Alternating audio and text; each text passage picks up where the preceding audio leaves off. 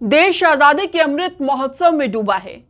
200 सालों तक अंग्रेजों ने हमारे देश पर राज किया और एक खूनी क्रांति के बाद हमें 1947 में आजादी मिली। अब आजादी के 75 साल बाद, जी हां, 75 साल बाद नए संसद भवन के उद्घाटन समारोह को देख लगता है कि ये किसी राजा का राज्याभिषेक हो रहा है, जबकि हम एक लोकतांत्रिक देश में रह रहे हैं। यहां राजा नहीं होता। पर नए संसद भवन के उद्घाटन समारोह को देखिए तो आपका ये भ्रम चकनाचूर हो जाएगा। पिछले साल क्वीन एलिजाबेथ के देहांत के बाद इस साल 6 मई को किंग चार्ल्स III का राज्याभिषेक हुआ और उसके 3 हफ्ते बाद देश की राजधानी दिल्ली में भारत के नए संसद भवन का उद्घाटन हुआ। ये दोनों समारोह ऐतिहासिक थे। आप खुद देख लीजिए कि 2 अलग अलग समारोह कैसे एक से लगते हैं। इसलिए आज हम आपको बताने जा रहे हैं कि किंग चार्ल्स का राज्याभिषेक कैसे हुआ और उसमें क्या क्या हुआ। हालांकि भारत में 28 मई को जो समारोह हुआ वो किसी की ताजपोशी का नहीं था, पर जिस तरह से पेश किया गया वो किसी राज तिलक से कम नहीं। अब दूसरी समानता ब्रिटेन के किंग चार्ल्स III की ताजपोशी से पहले ब्रिटेन में विवाद हुआ। ताजपोशी का विरोध ब्रिटेन के मुख्य रिपब्लिकन समूह ने किया। वहां पर इसका विरोध करने के 2 कारण थे। एक कि वहां के लोग राजशाही का अंत चाहते थे और दूसरा वो समारोह के नाम पर होने वाली फिजूल खर्ची के खिलाफ थे। हमारे देश में नई संसद जो करीब 2.5 साल में बनकर तैयार हुई, तो उम्मीद थी देश लोकतांत्रिक है और लोकतंत्र की सबसे मुख्य इमारत के उद्घाटन समारोह में सब शामिल होंगे। पर देश की मुख्य पार्टियों में शामिल कांग्रेस ने मोदी से नई संसद के उद्घाटन का विरोध करते हुए कार्यक्रम का बहिष्कार कर दिया। 20 अन्य विपक्षी दलों ने भी उसका साथ दिया। उनका कहना था कि ये लोकतांत्रिक तरीका नहीं है। बीजेपी राष्ट्रपति द्रौपदी मुर्मू से उद्घाटन न कराकर उनके पद का अपमान कर रही है। ब्रिटेन में जब किंग चार्ल्स III का राज्याभिषेक हो रहा था, तब राजशाही का विरोध करने वाले 52 लोगों को गिरफ्तार किया गया था।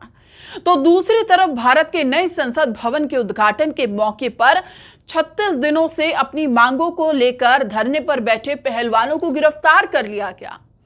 इस ऐतिहासिक दिन पर देश की बेटियों को सड़क पर घसीटा गया और 700 लोगों को हिरासत में लिया गया। 28 मई की एक और घटना का जिक्र करना चाहूंगी। प्रधानमंत्री नरेंद्र मोदी ने रविवार को नई संसद का उद्घाटन कर उसे देश को समर्पित कर दिया। इस दौरान वैदिक मंत्रोच्चार के बीच अलग अलग मठों से आए पुजारियों ने पीएम नरेंद्र मोदी को सेंगोल यानी राजदंड दिया। राजदंड लेने से पहले पीएम मोदी ने सेंगोल को दंडवत प्रणाम किया। राजदंड के सामने पीएम मोदी के साष्टांग दंडवत प्रणाम ने सभी को चौंका दिया था। सवाल उठना लाजमी है कि आखिर राजदंड के आगे पीएम मोदी क्यों दंडवत हुए। बताया जाता है कि यह राजदंड सिर्फ सत्ता का प्रतीक नहीं, बल्कि राजा के सामने हमेशा न्यायशील बने रहने और प्रजा के लिए राज्य के प्रति समर्पित रहने के वचन का प्रतीक भी रहा है। पर क्या ऐसा हो रहा है, इसका जीता जागता उदाहरण भी मिला। और जैसा कि ऊपर भी हमने बताया कि न्याय की मांग कर रहे पहलवानों के साथ क्या हुआ। ब्रिटेन में प्रिंस चार्ल्स का कोरोनेशन करते हुए उनके हाथ में राजदंड की 2 छड़ियां थमाई गई। एक छड़ी राजा की शक्ति और न्याय को दर्शाती है, दूसरी छड़ी सम्राट की आध्यात्मिक भूमिका का प्रतीक होती है। सामान्य रूप से इस तरह के राजदंड एक शाही परंपरा को जन्म देते हैं, शाही परंपरा का ही अनुसरण करते हैं। जहां तक सेंगोल की बात है, जिस तरह से सेंगोल को महिमा मंडित किया जा रहा है, मुझे नहीं मालूम कि उसकी जरूरत है भी या नहीं। अंत में एक बात और, 26 मई साल 2014 का वो दिन भी आपको याद होगा जब प्रधानमंत्री नरेंद्र मोदी ने पहली बार देश के प्रधानमंत्री पद की शपथ ली थी। उसके बाद संसद के बाहर भी उन्होंने एक दंडवत प्रणाम किया था और जनता को उम्मीद दिखाई थी कि देश लोकतंत्र के रास्ते पर चलेगा। पर ऐसा हुआ क्या? जवाब तो आप शायद जानते होंगे।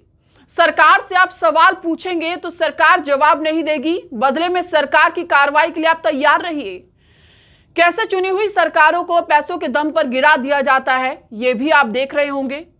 खास तबके के पत्रकार किसी एक खास व्यक्ति के महिमा मंडन में लगे हैं, देश के आम जनमानस की समस्याओं से सरकार का कोई सरोकार नहीं है। राजा जी व्यस्त हैं।